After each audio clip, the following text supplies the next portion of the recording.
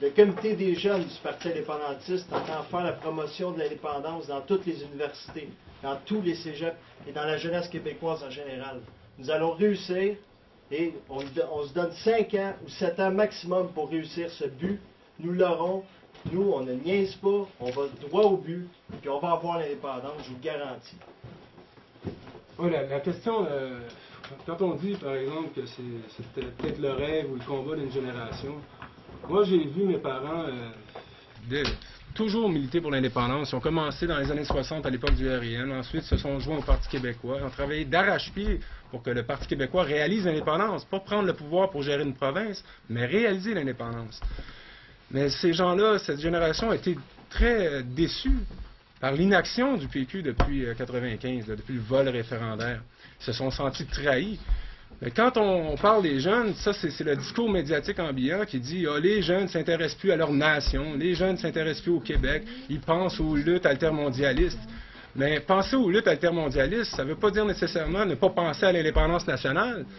Justement, pour avoir un impact plus grand sur toutes les grandes problématiques planétaires, mais il faut d'abord avoir un État libre et indépendant. C'est comme ça qu'on peut accéder à l'international. L'indépendance, c'est l'ouverture au monde, tandis que la provincialisation du Québec, c'est la fermeture dans le Canada.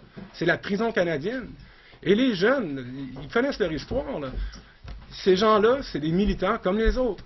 Et le Parti indépendantiste, seulement qu'en mettant en avant l'indépendance, en le mettant au centre de son programme et en s'engageant à réaliser l'indépendance dès la prise du pouvoir, fait le fameux pont intergénérationnel dont M. Boisclair parlait lors de la course à chefferie en 2005 au PQ.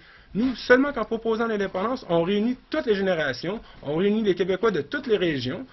C'est une idée très forte et rassembleuse, l'indépendance, malgré ce que les fédéralistes en disent, malgré ce que le PQ en croit. Il faut absolument remettre la question nationale au centre et au cœur des débats au Québec. Est-ce que vous voulez, par exemple, aller chercher des gens qui sont des gens très connus, qui sont peut-être moins jeunes, mais qui sont clairement indépendantistes? Nous, on veut tous les indépendantistes. Ça veut dire une majorité de Québécois. Alors, nous, on veut que tout le monde s'investisse dans le Parti indépendantiste. Le Parti indépendantiste a été créé pour ça. Ce parti-là, c'est le véhicule politique des indépendantistes québécois. Alors, tous ceux qui sont intéressés à mener le combat pour l'indépendance sont invités à rejoindre nos rangs. Et qu'ils soient intellectuels, qu'ils soient enseignants au collégial ou professeurs à l'université ou ouvriers dans une manufacture ou agriculteurs en Beauce ou peu importe. Tous les Québécois qui désirent et veulent réaliser l'indépendance du Québec parce qu'ils savent très bien qu'on est sur le point de basculer, là. Il est question de notre vie, là. C'est la vie ou la mort du peuple québécois qui est en jeu en ce moment, là. On le voit très bien. Et c'est la démission lamentable, honteuse de nos gouvernements à Québec.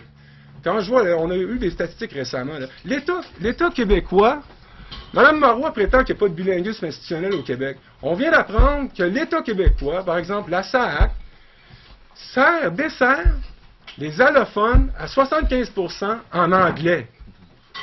Il n'y a pas de bilinguisme institutionnel au Québec. Ma foi du bon Dieu, il faut être aveugle. Il faut être aveugle. On travaille à notre propre assimilation. C'est ça d'être colonisé. C'est ça d'être dominé par une nation étrangère. On n'a même plus le réflexe de survie. Mais là, il faut se prendre en main. Il faut être maître chez nous. Il faut se débarrasser de la tutelle canadienne. C'est pas normal d'être dominé par une nation étrangère, là. Le système fédéraliste, c'est un système post-impérial, arbitraire. Il faut absolument renvoyer Ottawa du Québec. Il faut qu'Ottawa quitte le Québec et le plus rapidement possible. Et c'est ça l'indépendance du Québec, c'est d'être responsable de soi-même. D'ailleurs, votre nom,